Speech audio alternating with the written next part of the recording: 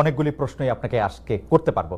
আমরা শুরু করছি আপনাকে প্রশ্ন করার জন্য। Welcome welcome welcome. প্রথমে একটু আন্তর্জাতিক অঙ্গনের দিকে একটু আপনার দৃষ্টি ফেরাতে চাই ডক্টর শফিক। আমরা জানি যে মধ্যপ্রাচ্যে বিশেষ করে ইরানের উপর ইসরায়েলের আক্রমণ এবং তার প্রত্যুত্তরে ইসরায়েলের উপর ইরানের আক্রমণের পাল্টাপাল্টি যুদ্ধ চলছে, যুদ্ধ পরিস্থিতি চলছে। যুদ্ধ যদি এখন নাও চলে, সেই যুদ্ধের ক্ষেত্রে বা এই আক্রমণের ক্ষেত্রে বাংলাদেশ সরকারের যে অবস্থান সেটাকে আপনি যথেষ্ট মনে করেন কিনা? মানে আমরা প্রত্যেকবারই দেখেছি যে বাংলাদেশ সরকার ঐতিহাসিকভাবে প্যালেস্টাইনের বন্ধু এবং ইসরায়েলের এই ধরনের আক্রমণের নিন্দা জানিয়ে থাকে। এবার কি তা যথেষ্ট মনে হয়েছে কিনা আপনার কাছে, ডক্টর শফিকুর রহমান? ধন্যবাদ। প্রথমেই আমি দুঃখ প্রকাশ করি এবং যে সমস্ত নিরীহ মানুষ বিভিন্ন দিকের গোলাবর্ষণে আক্রান্ত হয়ে, বোমায় আক্রান্ত হয়ে ইতিমধ্যে নিহত হয়েছেন, আমি তাদের আত্মার মাগফিরাত কামনা করি এবং তাদের পরিবার আপনজনদের প্রতি আমি সহমর্মিতা জ্ঞাপন করি। যুদ্ধ আসলে কোনো সমাধান নয়, যুদ্ধ হচ্ছে ধ্বংসের কারণ। দুনিয়ার যুদ্ধের মাধ্যমে শান্তি আসবে না, শান্তি আসতে হবে কন্টিনিউয়াস ডায়ালগ এবং পরস্পরকে সম্মানের মধ্য দিয়ে। তো যা হয়েছে এটা তো হঠাৎ করে হয়নি, এটা একটা ধারাবাহিকতা। দীর্ঘদিন ধরে গাজার উপর, ফিলিস্তিনের উপর যে আক্রমণ চলে আসছে, প্রতিদিন সেখানে নিরীহ মানুষ, শিশু, নারী, পুরুষ, বৃদ্ধ, অনেক মানুষই প্রতিদিন নিহত হচ্ছেন। আমরা এই বেদনাদায়ক দৃশ্য দীর্ঘদিন ধরে অবলোকন করছি। যাদের মিনিমাম বিবেক আছে তারা এই তৎপরতাকে কোনোভাবে সমর্থন তো করবেনই না, অন্তরের অন্তঃস্থল থেকে তারা নিন্দা করেন, এটাই স্বাভাবিক, আমরাও নিন্দা করি। ইরানকে হঠাৎ করে কেন এই আক্রমণ করা হলো? বিনা নোটিশেই, কিন্তু অনেকটা বিনা মেঘে বজ্রপাতের মতো তাদের একটা স্বাধীন সার্বভৌম দেশে ইসরায়েলি হামলা করেছে। আমরা এটা নিন্দার সাথে সাথেই জানিয়েছি এবং শুধু আমরা না, দুনিয়ার বিবেকবান সবাই জানিয়েছে, এমনকি আরব বিশ্বের অনেকেও এই হামলার নিন্দা জানিয়েছিলেন। তবে ইরানেরও আত্মরক্ষার অধিকার আছে, যে কারো আত্মরক্ষার অধিকার আছে। আত্মরক্ষার স্বার্থে কেউ যদি কোনো ভূমিকা নেয় তাকে দায়ী করা যাবে না, কারণ সে আক্রান্ত ব্যক্তি, রাষ্ট্র কিংবা সংস্থার আত্মরক্ষার অধিকার, এটা মানবতার ইতিহাসে স্বীকৃত, এটা কেউ অস্বীকার করে না। কিন্তু আমরা লক্ষ্য করেছি যে এই আক্রমণ প্রতি আক্রমণ, দুই আক্রমণেই শুধু সামরিক লক্ষ্যবস্তুতে আঘাত হানা হয়নি, বিভিন্ন ধরনের আঘাত এসেছে এবং এক পর্যায়ে আমেরিকা এখানে সম্পৃক্ত হয়ে পড়লেন। অথচ আমেরিকার জায়গা থেকে যুদ্ধ থামানোর ভূমিকা নেওয়াটাই ছিল উচিত, সেটা হয়নি, বরঞ্চ যুদ্ধে জড়ায় পড়লো আমেরিকা। এবং আমেরিকাও ইসরায়েলের মতোই, বরঞ্চ এর চেয়ে ভয়াবহ আক্রমণ করে বসলো ইরানের উপর। আসলে এগুলা কোনোটাইকে আমরা সমর্থন করি না। এখন আপনার প্রশ্ন হচ্ছে যে বর্তমান সরকার যেটুকু কনসার্ন ব্যক্ত করেছে এটাকে আমরা যথেষ্ট মনে করি কিনা। আসলে যথেষ্ট তো হলো যে মুসলিমের পাশে সরাসরি দাঁড়াইতে পারবে, ওটা তো আমরা কেউ পারছি না। বরঞ্চ আমরা আমাদের নৈতিক সমর্থন দিয়ে এবং অন্যায়ের বিরুদ্ধে নিন্দা অথবা প্রতিবাদ জানিয়ে আমরা আমাদের অবস্থান স্পষ্ট করতে পারি। সরকার যা করেছে, আশা করি আপনার এবং আমার এই আলোচনার মাধ্যমে সরকার আরো বেশি উপলব্ধি করবে যে তাদের আরো কিছু করণীয় ছিল। না মাননীয় আমির, আমরা একটি বিষয়ে একটি প্রশ্ন উঠেছে। প্রশ্নটি হচ্ছে এরকম যে 13 তারিখে পররাষ্ট্র মন্ত্রণালয় থেকে এই ইরানের উপর আক্রমণের প্রতিবাদ জানানো হয়েছে, কিন্তু সেটি আসলে এমনকি পররাষ্ট্র মন্ত্রীর পক্ষ থেকেও সে প্রতিবাদ জানানো হয়নি, পররাষ্ট্র মন্ত্রণালয়ের পক্ষ থেকে। এর আগে আমরা দেখেছি এরকম আক্রমণের ক্ষেত্রে বাংলাদেশের সরকার বা রাষ্ট্রপ্রধান আসলে প্রতিবাদ জানান, তারা একটি বক্তব্য রাখেন বা বক্তব্য দেন। এই ক্ষেত্রে আমরা ডক্টর মোহাম্মদ ইউনূসকে একদম চুপচাপ দেখছি। ডক্টর মোহাম্মদ ইউনূস সরকারকে বলা হচ্ছে যেহেতু তারা এখন মার্কিন যুক্তরাষ্ট্র সরকারকে খেপাতে চান না, সেই জন্য তারা এই ব্যাপারে আসলে এক ধরনের ধীরচল নীতি অবলম্বন করছেন। আপনি কি বিষয়টা সেভাবে দেখেন কিনা? এটার ব্যাখ্যা তারা ভালো দিতে পারবেন, তবে এমন দৃষ্টিভঙ্গি থাকলে এটা উচিত হবে না। কারণ মানবতা যেখানেই আক্রান্ত হবে, একটা স্বাধীন দেশ হিসেবে, বিবেকবান কর্তৃপক্ষ হিসেবে অবশ্যই আমাদেরকে রেসপন্স করতে হবে। এই প্রসঙ্গে আরেকটু আন্তর্জাতিক প্রশ্ন, সেটা হচ্ছে যে আরব রাষ্ট্রগুলো, বিশেষ করে অর্গানাইজেশন অফ ইসলামিক কান্ট্রিজ এবং আরব ওয়ার্ল্ড, যারা আরবের ধনী বৃষ্য, তাদের যে প্রতিক্রিয়া, সেই প্রতিক্রিয়াকে আপনি আসলে সঠিক মূল্যায়ন করেন কিনা, দুই এক কথা বললেই হবে যে আপনি কি তাদেরকে খুবই দুর্বল, খুবই দুর্বল, আপনি খুবই খুবই খুবই দুর্বল মনে করতেছেন। আমি একটু আন্তর্জাতিক রাজনীতি থেকে একটু আঞ্চলিক রাজনীতিতে আসি। অনেকেই বলে থাকেন যে বাংলাদেশে রাজনীতি করতে হলে ভারতের সাথে একটা বড় সম্পর্ক রেখে রাজনীতি করতে হবে। আপনার কাছে কি মনে হয় এই সময় ভারতের সাথে বড় সম্পর্ক কারা রাখতেছেন, এবং জামায়াতে ইসলামীর সাথে ভারতের সম্পর্ক আসলে কেমন? প্রথম কথা হলো যে রাজনীতি কার জন্য? রাজনীতি আমার মাটি এবং মানুষের জন্য। সুতরাং আমার সম্পর্কটা হবে জনগণের সাথে, আমার সম্পর্ক হবে আমার মাটির সাথে। এটা আমার 1 নম্বর প্রায়োরিটি। 1 নম্বর প্রায়োরিটিকে তার জায়গায় রেখে দুনিয়ায় যারা বন্ধু হয়ে এগিয়ে আসবেন দেশ এবং জনগণের কল্যাণে, আমরা সবাইকে আমরা স্বাগত জানাবো, অভিনন্দন জানাবো এবং বুকে ধারণ করব। কিন্তু যদি এই সম্পর্ক রাখার অর্থ এটি হয় যে কোনো রাষ্ট্রের আনুকূল্য নিয়ে অথবা রাষ্ট্রকে সন্তুষ্ট রেখে কোন ধরনের রাজনৈতিক কর্মকাণ্ড পরিচালিত হবে, আমরা তার সম্পূর্ণ বিরোধী। ওকে, এই ক্ষেত্রে কেউ কেউ বলতেছেন যে বিএনপির সাথে ভারতের একটি সম্পর্ক দেখা যাচ্ছে, আবার কেউ কেউ উল্টোটা বলতেছেন ডক্টর মোহাম্মদ ইউনূস ভারতের সাথে সম্পাদিত শেখ হাসিনা সরকারের কোনো চুক্তি আলোর সম্মুখে আনছেন না এবং তার কোনোটি বাতিল করছেন না, কারণ ডক্টর মোহাম্মদ ইউনূস সরকারেরও ভারতের সাথে একটি নিবিড় এবং প্রবল সম্পর্ক রয়েছে। আপনি এই দুটি কিভাবে বিবেচনা করেন, যে বিএনপির সাথে কি আসলে ভারতের একটি প্যাক্ট আছে? ডক্টর মোহাম্মদ ইউনূস কি ভারতের কাছে মুখে যাই বলুন খুবই নতজানু সরকার? মানে হোয়াট ইজ আপনার বিশ্লেষণ একটু শুনতে চাই। আসলে প্রথমটা আপনি যেমনটি শুনছেন আমিও তেমন শুনতেছি, আমার কাছে এর কোনো ডকুমেন্ট নাই। আর দ্বিতীয়টা যেটা বলতেছেন ডক্টর ইউনূস সাহেবের ব্যাপারে, আমি এর কোনো আলামত দেখতে পাচ্ছি না যে উনি ভারতের কাছে নত জানু, এর কোনো আলামত আমার কাছে স্পষ্ট নয়। ভারতের সাথে আমরা ভারতকে বিভিন্ন বিষয়ে তার সাথে কনফ্লিক্টে দেখতে পাচ্ছি।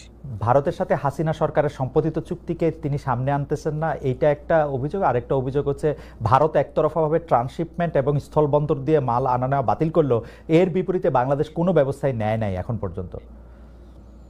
আসলে বাংলাদেশের নেওয়ার সেই সুযোগটাও কতটুকু আছে না আছে সেটা বিবেচনায় নিতে হবে।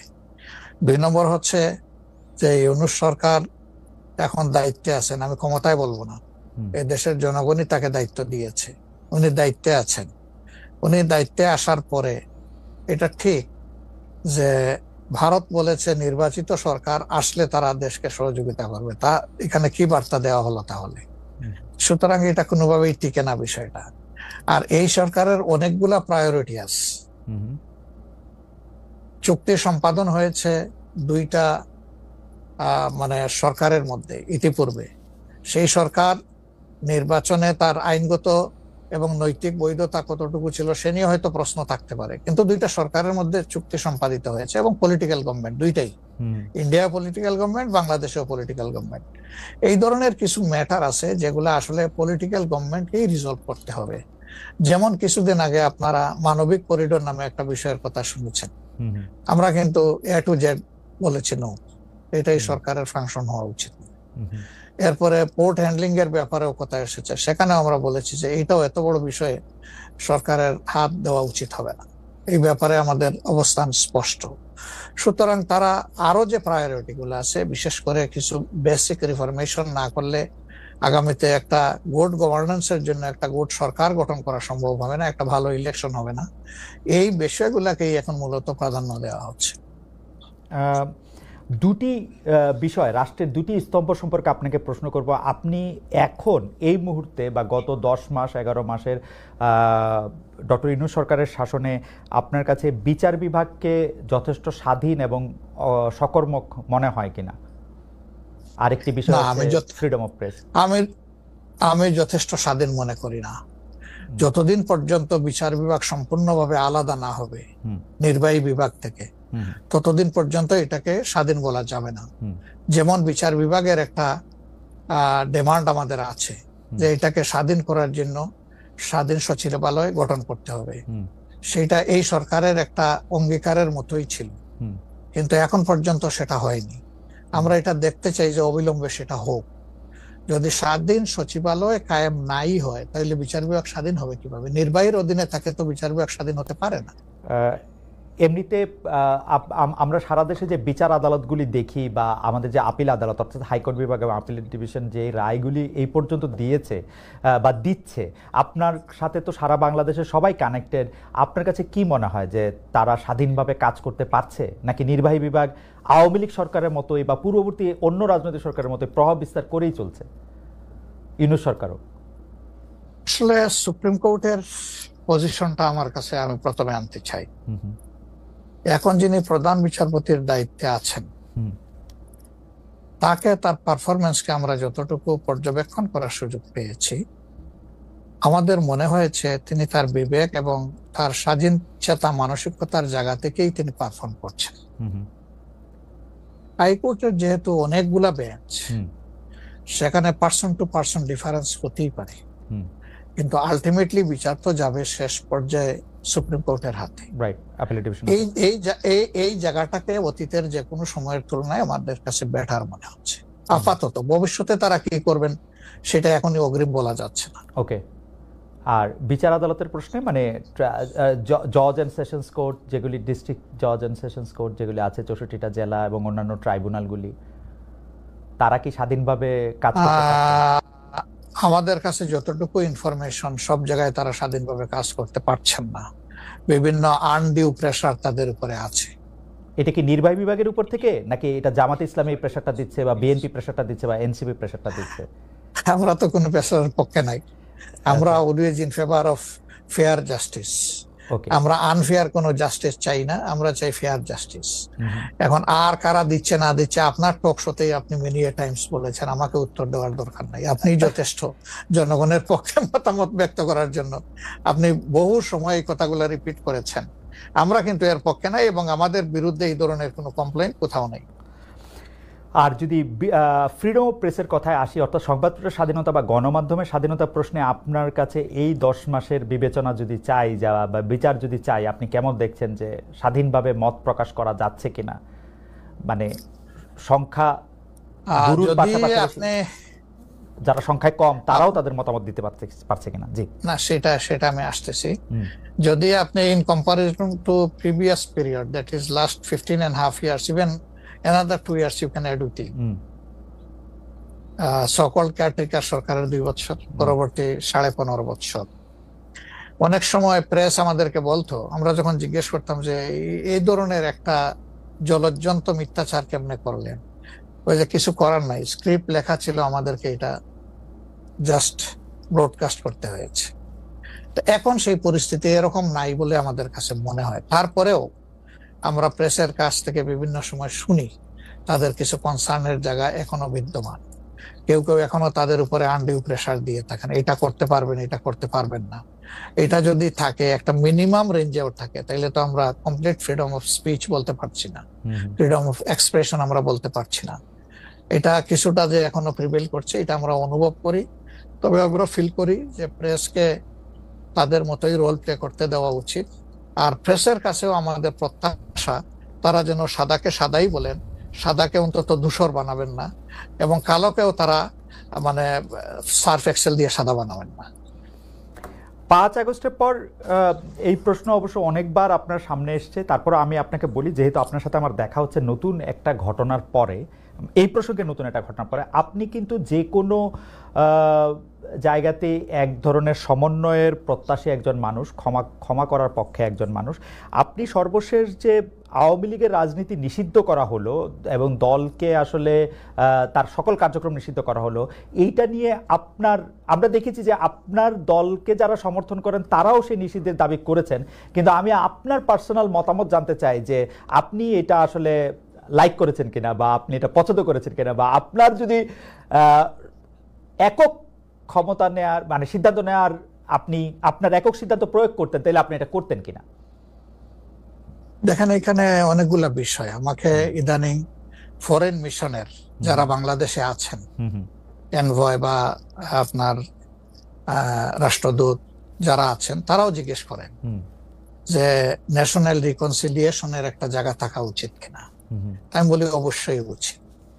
তবে বিষয়টা হলো যে আমাদের ওন্ড গুলা একদম তাজা, ট্রমা গুলা এখনো, মেন্টাল এবং ফিজিক্যাল ট্রমা এখনো বিদ্যমান। হাসপাতালের বেডে এখনো রয়ে গেছে ইনজিওর্ড পার্সন গুলো।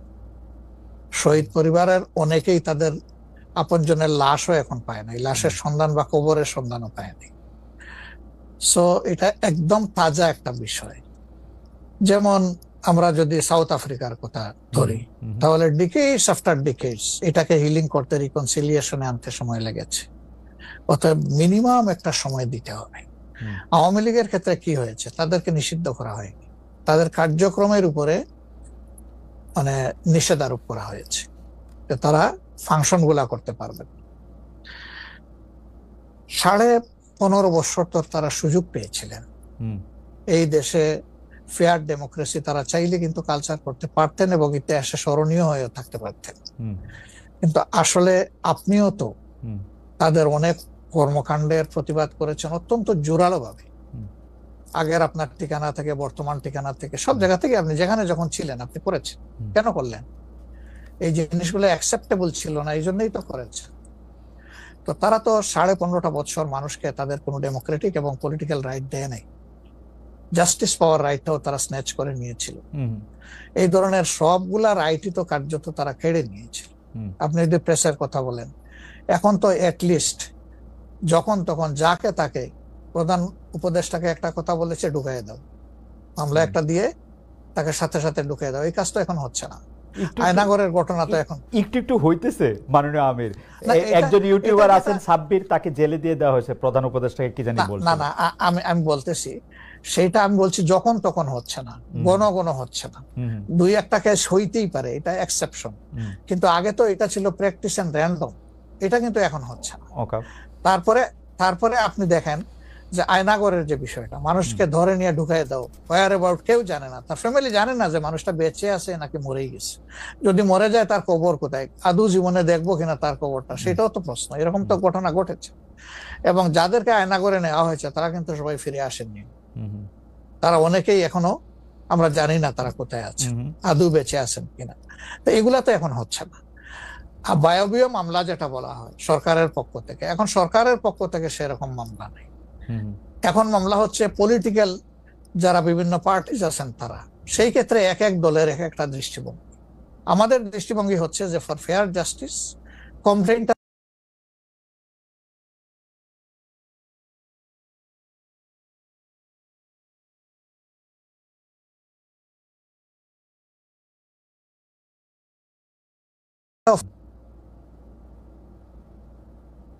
অ্যাট্রোসিটি করেছেন যারা এটার পারপিটেটর, তাদেরকে ডিরেক্ট যারা আছেন তাদেরকে বাদ দিয়ে আমরা কোনো মামলায় কাউকে আসামি করিনি। এই জন্য আমাদের মামলায় শত কোনো আসামি নেই। অন্যান্য সংস্থার বা দলের বা অথরিটির থাকতে পারে। তো এই জিনিসগুলোর কিছুটা হলেও ডেভেলপমেন্ট হয়েছে, কিন্তু আরো অনেক হওয়ার প্রয়োজন আছে এবং সুযোগ আছে। এই ক্ষেত্রে আমি শুধু একটা লাইন করে একটু বোঝার জন্য, যে মানে আওয়ামী লীগ নিষিদ্ধ করা হয় নাই, আওয়ামী লীগের কার্যক্রম নিষিদ্ধ করা হয়েছে, দুইটার মধ্যে তফাৎ কি আসলে? মানে তারা মানে কি করতে পারবে আর কি করতে পারবে না, মানে একজন আওয়ামী লীগ কি করতে পারবে এখন? মানে আমার একটা আন্ডারস্ট্যান্ডিং হচ্ছে আওয়ামী লীগ নিষিদ্ধ, তা আপনি বলতেছেন না দুইটার মধ্যে একটু তফাৎ আছে। তফাৎটা কি আসলে? দেখেন, নিষিদ্ধ তো আমাদেরও করা হয়েছিল, তাই না? এবং একবার না, আমাদের এই সংগঠনের জন্মের পরে দফায় দফায় আমাদেরকে নিষিদ্ধ করা হয়েছে। নিষিদ্ধ যখন কোনো সংগঠনকে করা হয় তখন এই সংগঠনের ব্যক্তিরাও বিভিন্ন ধরনের সমস্যায় পড়ে যান, এর সাথে রিলেটেড ব্যক্তিরা। এমনকি তাদের স্বাভাবিক জীবনযাত্রাটাও তাদের পক্ষে চালায় নেওয়া সম্ভব হয়। তারা যদি সমাজের কোনো ক্রিমিনাল ব্যক্তি নাও হয়ে থাকেন, তবুও তাদের উপরে সমস্যা আরোপ হয়েছে। কিন্তু যখন কার্যক্রম নিষিদ্ধ থাকবে তখন ওই পলিটিক্যাল কার্যক্রমগুলা ছাড়া বাকি জীবনের সবই তো তারা করতে পারবে, করছে তো। আচ্ছা, তারা তো এই দেশ ছেড়ে সবাই তো আর চলে যাননি, সবাইকে জেলেও ঢুকানো হয়নি। এইটা একটু পরিষ্কার হয়েছে। জনাব যুদ্ধাপরাধের মামলায় জামাত নেতা এটিএম আজহারুল ইসলাম খালাস পাওয়ার পর আপনি একটি সংবাদ সম্মেলনে বলেছেন, জামায়াতে ইসলামী বা তার কোনো নেতাকর্মীর মাধ্যমে কেউ ক্ষতিগ্রস্ত হয়ে থাকলে তার কাছে নিঃশর্ত ক্ষমা চাই। এই ক্ষমা প্রার্থনায় কি ৭১ মুক্তিযুদ্ধের সময়টাও আছে কিনা সেটা সেদিন আপনি স্পষ্ট করেননি, আজকে এটা স্পষ্ট করবেন? মানে আপনি, অনেকেই প্রশ্ন করছেন যে জামায়াতের মাননীয় আমির ক্ষমা কিসের জন্য চাইলেন, মানে ৪৭-এর পর থেকে শুরু করে আজকে পর্যন্ত, শুধু ৭১ না, ৪৭-এর পর থেকে শুরু করে আজকে পর্যন্ত আমাদের দ্বারা যত মানুষ যত জায়গায় কষ্ট পেয়েছে, কেউ যদি ক্ষতিগ্রস্ত হয়ে থাকে, সেই মানুষগুলো, তাদের সকলের কাছে আমি বিনা শর্তে ক্ষমা চেয়েছি। কেন ক্ষমা চেয়েছি? আমরা মানুষ, ইন্ডিভিজুয়াল মানুষ যেমন ভুল করতে পারে, মানুষের সমষ্টি একটা দলেরও বিভিন্ন ভুল সিদ্ধান্ত থাকতে পারে। কোনটা ভুল কোনটা সঠিক ইতিহাস এটা নির্ধারণ করবে। আজকে যেটাকে ভুল বলা হচ্ছে, কালকে এটাই হয়তো সবচেয়ে বড় সঠিক হিসাবে প্রমাণিত হবে। আর ইতিহাসের পালাবদলে রাজনীতিতে সবাই জিতে না, কেউ জিতে কেউ হারে। আমরা আদর্শবাদী একটা দল, আমরা বিশ্বাস করি আমরা মানুষ, ভুলের ঊর্ধ্বে নই। আমাদের দ্বারা, আমাদের সহকর্মীদের দ্বারা মানুষ বিভিন্ন ক্ষেত্রে কষ্ট পেতে পারে, ক্ষতিগ্রস্ত হতে পারে। আমি সব কিছুর জন্য কোনো শর্ত আরোপ না করেই মাপ চেয়েছি। ওকে, মানে ৪৭ এবং থেকে মাপ চাওয়ার মধ্যে কোনো পরাজয় নাই, অবশ্যই নাই। ৪৭ থেকে আজ পর্যন্ত যে কোনো কিছুর জন্য মানুষ আপনাদের কাছ থেকে যদি কোনো ধরনের আঘাত পেয়ে থাকে, তার জন্য আপনি দুঃখ প্রকাশ করেছেন বা ক্ষমা চেয়েছেন। এর ভিতরে সব ঢুকে গেছে, কোনো কিছু বাদ নাই। ওকে, এভরিথিং ইনক্লুডেড। আচ্ছা, এবং এটা আনকন্ডিশনাল, মানে অ্যাপোলজি দিয়ে আনকন্ডিশনাল পার্ডন সিক করেছে। এইটা কি ডক্টর শফিকুর রহমান, আমি আসলে যেহেতু আপনার সঙ্গে আমার মানে নানা সময় কথা বলার সৌভাগ্য হয়েছে, মানে পর্দার বাইরে পর্দার ভিতরে, সেটা আমি জানি বলেই আমি আমার প্রশ্নটা করছি যে আপনি যে ৭১টাকে এই ৪৭ থেকে আজ পর্যন্ত একসাথে বললেন, এর কি কোনো বিশেষ কারণ আছে নাকি? মানে না না না না না না, কোনো বিশেষ কারণ নাই। আমার মানবিক মূল্যবোধের জায়গা এবং আমার দায়িত্বের জায়গা থেকে আমি বলেছি, অনুভূতির জায়গা থেকে, দায়িত্ব এবং অনুভূতির জায়গা, বিশেষ কোনো কারণ। আচ্ছা, আমি আবার ২-৩ দিনের ঘটনা একটু আসি। আমরা দুইটা ঘটনা আমরা দেখেছি যে আমাদের অনেককে ব্যথিত করেছে। একটা হচ্ছে লালমনিরহাটে একজন যিনি নরসুন্দর, তিনি এবং তার ছেলেকে খুব আয়োজন করে মারধর করা হচ্ছে এবং তাদেরকে টেনে নিয়ে পুলিশের কাছে নিয়ে যাওয়া হয়েছে। এবং আরেকজন যিনি ২০১৮ সালের ডিসেম্বরের রাতের ভোট বলে খ্যাত নির্বাচনের যে প্রধান নির্বাচন কমিশনার, তাকে আসলে খুবই অপমানজনকভাবে মানে থানায় নিয়ে যাওয়া হয়েছে এবং সেটা আবার ভিডিও করা হয়েছে। মানে আমি সাধারণভাবে যেটা বুঝি, আপনি আমাকে শাস্তি দিতে পারেন, আপনি আমাকে মৃত্যু দিতে পারেন, কিন্তু মানুষ হিসাবে আরেকটা মানুষকে অসম্মান করার অধিকার যে আমাদের নাই, এইটা কি মানে মানে নাকি এইটা আমাদের আছে কারণ তারা একটা খারাপ কাজ করেছিল, এরকম কি?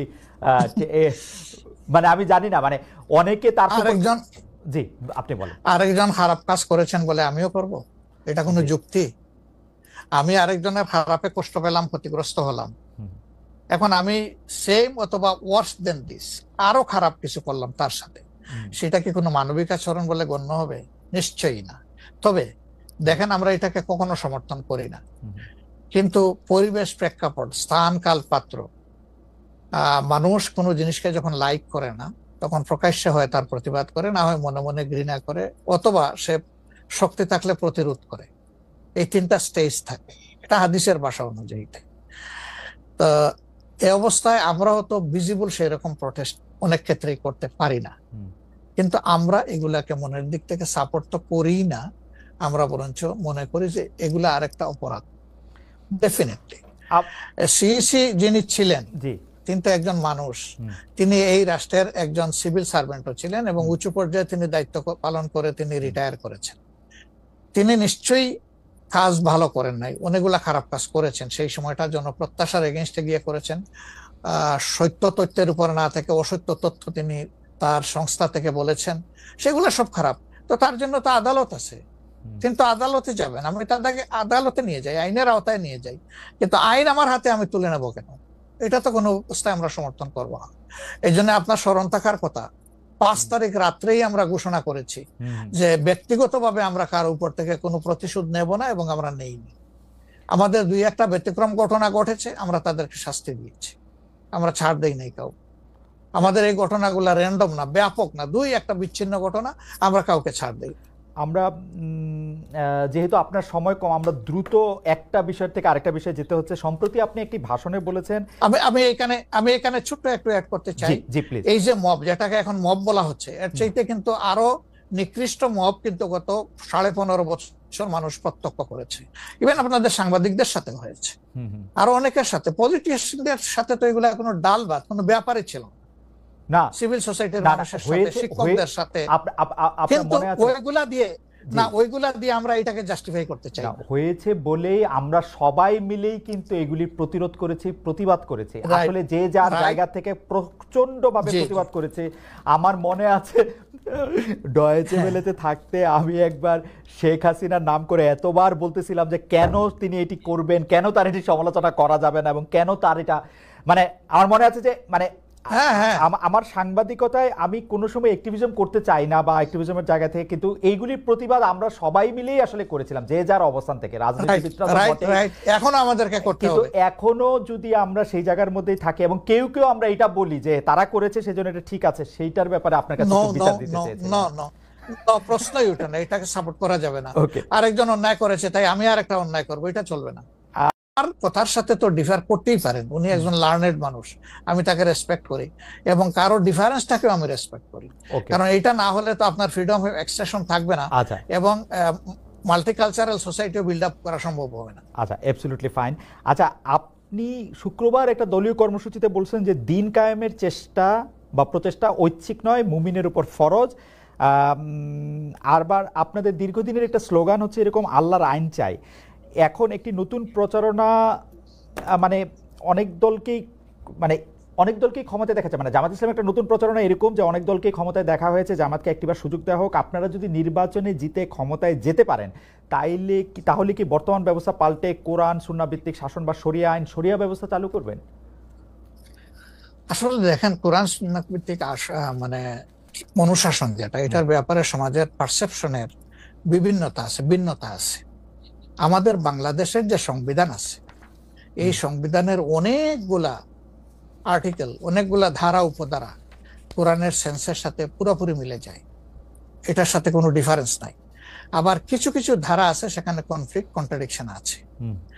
ওরকম পরিবেশ পরিস্থিতি যখন আসবে, জনগণের প্রত্যাশার আলোকে এটা মানে সবার সাথে ইন্টারেক্টিভ হয়, সবাইকে সাথে নিয়েই ইনশাআল্লাহ ভালো জিনিসগুলোকে আমরা ইনপুট দেবো আল্লাহ থেকে। তবে এটাও মনে রাখার বিষয় যে কোরআনী শাসন হঠাৎ করে আল্লাহ তাআলা এস্টাবলিশের হুকুম দেন নাই, it was a gradual process. Say for example মাদক কিন্তু দুনিয়ার কেউ কিন্তু এটাকে অ্যাপ্রুভাল দেয় না, বাট এটার প্র্যাকটিস সব জায়গায় আছে, এটা বাস্তবতা। তো সেই মদ যখন হারাম ঘোষণা করা হয়, নিষিদ্ধ করা হয়, তখন কিন্তু 3 পর্যায়ে গিয়ে চূড়ান্তভাবে এটা নিষিদ্ধ করা হয়েছিল। তো এটা গ্রাজুয়াল একটা প্রসেস। আপনি একটা ক্রাইম থেকে, দীর্ঘদিনের প্র্যাকটিস থেকে মানুষকে সরাবেন, আল্লাহ তাআলার সেই বিধানকে অনুসরণ করেই আমরা আগাবো ইনশাআল্লাহ। 5 আগস্টের পর থেকে বিএনপির পক্ষ থেকে যেহেতু জাতীয় নির্বাচনের দাবি জানানো হয়েছিল, এটা নিয়ে অনেক তাদেরকে রঙ্গব্যঙ্গ করা হয়েছে। জামায়াতে ইসলামী মাঝামাঝি থেকে ফেব্রুয়ারি ইলেকশনের কথাও বলেছে, রোজার পরেও ইলেকশনের কথা বলেছে, রোজার আগেও ইলেকশনের কথা বলেছে, কিন্তু আমরা দেখতে পাচ্ছি জামায়াতে ইসলামী 300 আসনে প্রার্থী ঘোষণা করে ফেলেছে। আপনারা যদি পরে কোনো রাজনৈতিক জোট করেন বা পরে যদি কোনো ধরনের রাজনৈতিক সমঝোতার মাধ্যমে জাতীয় সরকারের একটা আবহ তৈরি হয়, তাহলে কি হবে? আপনারা এখনই জোট ঘোষণা করে ফেলেছেন, সেটা কেমন হলো?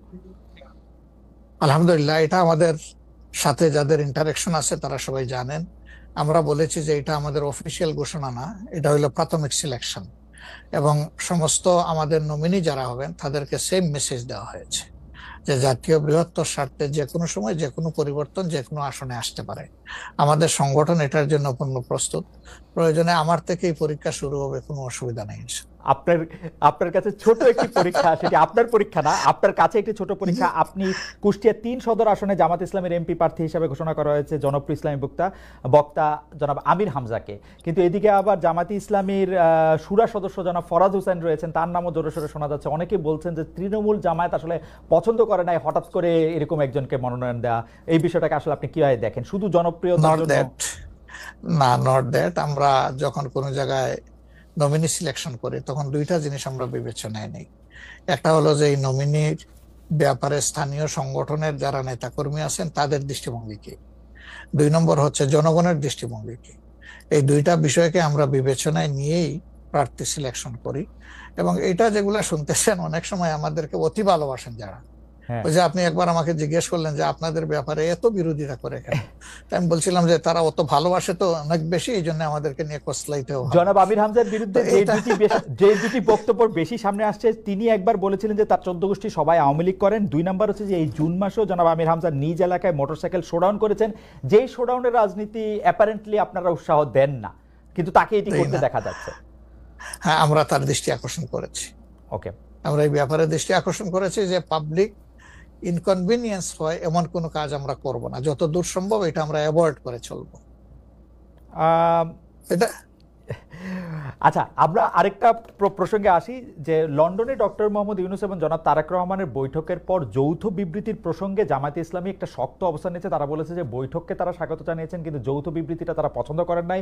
এই কারণে জাতীয় ঐক্যমত্য কমিশনে তাদের অংশগ্রহণও তারা একদিনের জন্য বয়কট করেছেন, মানে আপনারা বয়কট করেছেন। পরে আবার ডক্টর মোহাম্মদ ইউনূস আপনাকে ফোন করেন এবং সেই টেলিফোনের পরে আপনি ডক্টর মোহাম্মদ ইউনূস টেলিফোনে কি বলেছিলেন আপনাকে, সেটাকে আমাদের একটু বলা যাবে? না, উনি আসলে সেখানকার পরিবেশটাই তুলে ধরেছেন সামগ্রিকভাবে যে কেন উনি এটা করতে গেলেন। আমাদের কনসার্নের জায়গা ছিল যে তিনি নির্বাচনের একটা টাইম লাইন, ডেট না, একটা টাইম লাইন ঘোষণা করেছিলেন যে এইটা 1st of April কোনো একটা সময়ে নির্বাচন অনুষ্ঠিত হবে এবং নির্বাচন কমিশন সেই ব্যাপারে তারিখ নির্ধারণ করে তারা শিডিউল দেবে। এটা কিন্তু সবগুলা দলের সাথে সিরিজ অফ টকের পরে, উনি সরাসরি আলোচনার পরে এটা করেছিলেন। এরপরে তিনি লন্ডনে গিয়েছেন। তারেক রহমান সাহেব যেহেতু দেশে নেই এবং তিনি কার্যত বিএনপির এখন হইলেন নির্বাহী প্রধান, ভারপ্রাপ্ত চেয়ারম্যান, তার সাথে একটা বৈঠক হওয়াই উচিত, হইতেই পারে, এটা তো ভালো, এটা খারাপ কি? রাজনীতিতে ডায়ালগই তো উত্তম সমাধান। এবং বিএনপির কিছু কনসার্ন ছিল, তার সাথে আলোচনার মাধ্যমে সেটা যদি দূর হয়, এটা তো ভালো, জাতীয় জীবনের জন্য ভালো, জাতীয় রাজনীতির জন্য ভালো। কিন্তু যেটা সকল দলের সাথে আলোচনা করে তিনি একটা টাইম লাইন দিলেন, শুধুমাত্র একটা দলের সাথে আলোচনা করে সেটা থেকে এইভাবে তার প্রকাশ্যে ঘোষণা দেওয়া, যদিও তিনি ডেফিনেটলি বলেন নাই যে রমজানের আগেই হবে, তিনি বলেছেন যদি এই জিনিস ফুলফিল করা যায় তাইলে সেটা আগেও চিন্তা করা যেতে পারে, কিন্তু সেটা ভালো হতো। আমাদের বক্তব্য হচ্ছে ভালো হতো দেশে এসে তিনি তাকে বলতেন যে আমি সম্মানের সাথে আপনার কথা শুনলাম, আমি মনে করি আপনার কথাগুলা লজিক্যাল, আমি দেশে গিয়ে আবার দলগুলোর সাথে একটু আলাপ করবো, করে এটাকে কিভাবে শেপ দেওয়া যায় আমি চিন্তা করবো, আপনি আমার উপর আস্থা রাখতে পারেন। That was good. কিন্তু এটা না করে সেখানে এটা ঘোষণা দেওয়াটাকে আমরা সঠিক মনে করি নাই। আমরা মনে করি যে ক্ষমতার ভারসাম্য একদিকে হেলে গিয়েছে এবং জাতি একটা রং মেসেজ পেয়েছে, এই জন্য আমরা আমাদের এই পর্যায়ে। এটা আমার একটা প্রশ্ন, আপনার কাছে কি মনে হয় পরবর্তী জাতীয় সংসদ নির্বাচন আসলে কোন দিন কোন মাসে হবে? আমি ঠিক এটা জানি না, তবে আমি মনে করি যে এটা এপ্রিল পাড়ি দেবে না কোনো অবস্থায়। আর ফেব্রুয়ারিতে হলে আমিই বলেছি সবার আগে, আপনি বলেছেন যে হ্যাঁ, যে ফেব্রুয়ারিতে হলে এটা বেস্ট, কারণ এই সিজনটা আমাদের জন্য কমফোর্টেবল সিজন ইলেকশনের জন্য। আপনার কাছে কি মনে হয় আপনার মনে কি এরকম একটা সম্ভাবনা আপনি দেখতে পান যে এটা রমজানের পরেও আসলে যেতে পারে? সেই ক্ষেত্রে রমজানের সময় আপনাদের ক্যাম্পেইন করতে হবে। বেশিরভাগ সময় আমরা দেখি যে রমজানের সময় ধর্মপ্রাণ মুসলমানদের অনেকেই আসলে দুনিয়াবি কোনো জিনিসের মধ্যে থাকতে চান না, সেই ক্ষেত্রে ভোটের মানে এখনো কি? আমার মনে হয় যে রমজানে তো আমরা সব ধরনের সব কাজই তো করি, কাজ তো আমরা বাদ দিই না কোনো, রাইট? অফিস আদালত ব্যবসা বাণিজ্য সবই তো করি, ক্ষেত খামার যার যেটা আছে। রমজান আমাদের জন্য কোনো সমস্যা না, রমজান কারোর জন্যই সমস্যা হওয়া উচিত না। কোনো দল বলেছেন যে রমজানে ক্যাম্পেইন করতে গেলে অনেক ইফতার মাহফিল হবে, সেখানে প্রচুর টাকা খরচ করতে হবে, আপনি করবেন না। আপনি ইফতার মাহফিলে মেহমান হিসাবে গিয়ে খেয়ে আসবেন, দোয়া করে দিয়ে আসবেন, অসুবিধা কি? আপনাকে টাকা খরচ করতে হবে কেন? ওই সময় তো এমনিও টাকা খরচ করা ঠিক না, শিডিউল ডিক্লারেশন হয়ে যাওয়ার পরে মানুষকে খাওয়ানো ঠিক না। আপনি খাবেন, অসুবিধা কি? দাওয়াত দিলে যাবেন, খাবেন, কথা বলবেন, মিশবেন, হাত মিলাবেন, এটা আপনার নির্বাচনী কাজকে আগাবে, কোনো সমস্যা তো নাই। আপনি কোনটা প্রেফার করবেন, মানে ইলেকশনের ডেট ফেব্রুয়ারি অর এপ্রিল? আমরা তো প্রেফার করে বলেছি বেস্ট হইলো ফেব্রুয়ারি, কিন্তু এপ্রিলে হইলে কোনো অসুবিধা নাই। আমরা মনে করি এপ্রিলে হইলে অসুবিধা নাই, তবে এটা ক্রস করা উচিত নয়। এপ্রিল ক্রস করা হচ্ছে না, কোন অবস্থায় উচিত হবে না। আপনি কি মনে করেন এখন যদি নির্বাচন কমিশন বলে যে তারা ডিসেম্বরে নির্বাচন দিতে চান, তাইলে কি আপনারা আপত্তি জানাবেন না আপনাদের এটা? হ্যাঁ, না, আমরা ওই যে 2-3টা জিনিস বলেছি, যে বেসিক রিফর্ম, তারপরে হচ্ছে আপনার দৃশ্যমান বিচার, প্রবাসীদের ভোট ইনকর্পোরেট করা, এই 3টা জিনিস যদি আমরা মিনিমাম পাই তাহলে ডিসেম্বর কেন, সামনের মাসে হইলে আমাদের কোনো আপত্তি নেই। ডিসেম্বর আমাদের দর্শক, আর আমরা দেখেন মূল থেকে কখনো বলি নাই যে এই মাসে হতেই হবে, এই শব্দ কিন্তু কখনো আমরা উচ্চারণ করিনি। আমরা এই ব্যাপারে ফ্লেক্সিবল। আমরা প্রধান উপদেষ্টার কমিটমেন্টের উপরে রেসপেক্ট শো করতে চাই। উনি বলেছিলেন ডিসেম্বর এই বছর অথবা আগামী বছরের জুনের মাঝখানে যে কোনো সময় তিনি নির্বাচন দিবেন। তা আমরা দেখতে চাই যে তিনি তার কথার উপরে আছেন। তবে এটাও ঠিক যে মে জুন এইগুলা কিন্তু ইলেকশনের জন্য কোনো ফেভারেবল টাইম না। ইভেন এপ্রিলটাও একটু কষ্ট হবে, এই ব্যাপারে বলার অপেক্ষা রাখে না। ফেব্রুয়ারির চাইতে এপ্রিলে কিন্তু একটু কষ্ট বেশি হবে। আপনাকে যেহেতু মানে একটু তাড়াতাড়ি, সেজন্য আমাদের শেষ প্রসঙ্গ সেটা হচ্ছে বিএনপির সাথে জামায়াতে ইসলামের সম্পর্ক। আমরা দেখেছি যে আপনি এবং আপনাদের দলের নায়েবে আমির, তারা দুজনেই বিএনপির চেয়ারপারসন এবং ভারপ্রাপ্ত চেয়ারপারসন যারা লন্ডনে ছিলেন তাদের সাথে দেখা করেছেন। দেখা করার পরে আমরা রাজনীতিতে একটা ইতিবাচক সুবাতাস দেখেছিলাম। আপনি এসে ফেব্রুয়ারিতে ইলেকশনের কথা বলেছিলেন। এখন আবার ব্যাপারটা আসলে কোন জায়গায়, মানে জামায়াতে ইসলামী বিএনপি কি পরস্পর মুখোমুখি অবস্থায় আছে? তাদের মধ্যে কি আবার একটা সদ্ভাব, মানে আসলে অবস্থাটা কি এখন? না, আসলে সমস্যাটা আমাদের না, সমস্যা আপনাদের। আচ্ছা, মিডিয়ায় যারা আছেন তাদের। আচ্ছা, আমরা তো মুখোমুখি না, আমরা তো পাশাপাশি আছি। তো ওকে, আমরা এই যে ঐকমত্য কমিশন বলেন বা অন্যান্য মিটিং গুলা বলেন বা আমাদের নিজেদের মধ্যে কথাবার্তা বলেন, আমরা তো কোনটা বন্ধ রাখি নাই, আমরা সবটাই আছি। কিন্তু কতিপয় মিডিয়া, সবাই না, এই কুচায় কুচাইয়া টেনে টেনে সুতা বাইর করে কোথায় একটু বিএনপির মুখোমুখি জামাত হবে, জামাতের মুখোমুখি বিএনপি হবে। এটার মধ্যে জাতির কি কল্যাণ আছে আমরা বুঝতে পারি না। আমাদের তো ওরকম কোনো রেশারেশির সম্পর্ক নাই। আমি হচ্ছে যে দুটা, খালি আপনি মিডিয়ার কথা বলছেন, ভালো করছেন। এখন আমরা তো আসলে মানে মিডিয়া থেকে অনেক সময় তথ্য নেই। বিএনপির নেতার প্রসঙ্গে একটি সংবাদ শিরোনাম আমি পড়েছি, ভোট হলে তো তাদের গুরুত্ব থাকবে না, জামায়াতকে ফখরুলের খোঁচা, স্বাধীনতার অবিশ্বাসীদের সমর্থন করা যাবে না, মির্জা ফখরুল। আবার আরেকটা রিপোর্ট, আবার আরেকটা পত্রিকার রিপোর্ট, জামায়াতকে স্বাধীনতা বিরোধী বলা হলে অনেকের বাবাও রাজাকার ছিলেন, জামায়াতের সাধারণ সম্পাদক বলছেন। তো আপনি আসলে শুধু মিডিয়াকে না বলে, আমরা তো একটা নেতাদের মধ্যে আপনারে তত একটা দেখি না, মানে আপনারা আমি মনেই করতে পারতেছি না, আমি প্রাণপণে মনে করতে চেষ্টা করতেছিলাম, কিন্তু নেতা কর্মীদের মধ্যে তো ব্যাপারটা আসলে আমরা দেখি না। না, আছে, এটা আমি অস্বীকার করব না। জি, এটা যে কিছু নাই আমি সেটা বলছি না। তবে একটা কথা দেখেন যে আসলে গর্ব অহংকার বড় খারাপ জিনিস। অহংকার আল্লাহ তাআলার চাদর, এটা নিয়ে কেউ টানাটানি করুক, এটা মহান আল্লাহ পছন্দ করেন না। তো গর্ব অহংকার করতে করতেই একদল কোথায় গেছে চিন্তা করেন। তারা তো সবসময় মানুষকে কুচিয়ে কুচিয়ে কথা বলতেন, রাইট, কোথায় তোমাদের ঈদের পরের আন্দোলন, কোথায় গিয়ে আশ্রয় নিবা, এই ধরনের অনেক কথাবার্তা ছিল না? অবশ্যই অবশ্যই ছিল।